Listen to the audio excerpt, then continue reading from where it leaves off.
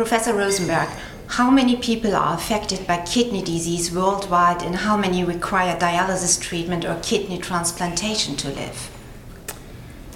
We thought as three societies that it was very important to try and define the global impact of kidney diseases. And through a working group and review of as much data as we can, we came to consensus there are 850 million people worldwide with kidney disease, which really emphasizes what a public health emergency this is. In terms of dialysis, there's probably more than 3.9 million people on some form of renal kidney replacement therapy, whether it's dialysis or transplantation. And there's probably a larger group that doesn't have access to that kind of therapy. Mm-hmm. Yeah, so Professor Jha, many million patients worldwide require renal replacement therapy, but as you pointed out, do not receive these treatments. Why is that, and what could be done to improve the situation? So as Professor Rosenberg pointed out, almost as many people do not receive renal replacement therapy even though require it as they do. The reasons for this are multiple. One is, the most important of course is socioeconomic reasons. Dialysis treatment is expensive and many countries around the world cannot afford that, making that expense on a relatively small number of people compared to the population of the country who have this illness. The other thing that happens often in such situation is that people who are afflicted by this condition end up trying to access treatment using their personal resources. So they have to make a lot of out-of-pocket investment, which pushes a lot of people down into poverty and leads to really very poor outcomes as well. Mm-hmm. Professor Zoccali, why are there so many people over a long period of time not aware of their impaired kidney function?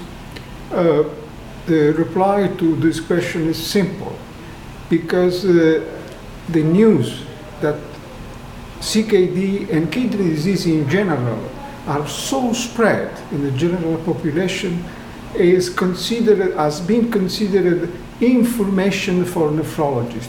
So the information did not go out of the circle of the experts. And this now is intolerable because kidney disease are ascending the rank of mortality. Mm-hmm. And it is projected in 2040, kidney disease will be the fourth cause of mortality. Mm-hmm. Okay, so then it's very important to protect kidney function. Professor Rosenberg, how can we do it? How can we protect the kidneys?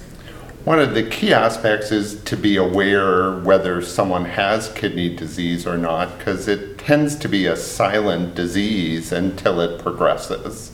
So awareness is key, and knowing what the risk factors for kidney diseases are, will help make people more aware. The two leading causes are diabetes and hypertension, so it's important for people to be screened for the kidney disease if they have those disorders. So awareness is number one. Number two is, if you're diagnosed with a kidney disease, there are therapies that can help slow progression of the kidney disease to keep someone off of renal replacement therapy for as long as possible. That includes diabetes control if someone's a diabetic, blood pressure control, use of specific blood pressure medicines, as well as emerging data that the type of medicine used to control diabetes is really important as well. So awareness and then slowing progression once you have disease. Professor Zoccali, you already pointed out that it's not only the number of people living with kidney disease which is dramatic, but also their outcome. Can you explain this reality? The reason of this is that kidney disease are a complex entity. In particular, chronic kidney disease is a multi-system disease, a systemic disease. When you have your kidney that don't function. Also your heart, your brain, your lung are affected. And therefore the complexity of disease increases the probabilities of death. Professor Jha, we heard that chronic kidney disease is one of the most common diseases worldwide, but the public seems to be totally unaware of the extent of this health issue. What is the joint mission of ASN, ERA-EDTA, and ISN? So thank you for that question. That's really very important. A recent bit of work which was done by some non-kidney disease specialists actually shows that kidney disease, out of all diseases that lead eventually to deaths, kidney disease is least covered in lay press and in even searches that people make on search engines these days compared to its contribution to the cause of death and disability. So that really underscores the importance of lack of awareness that Professor Rosenberg and Professor Zoccali already pointed out.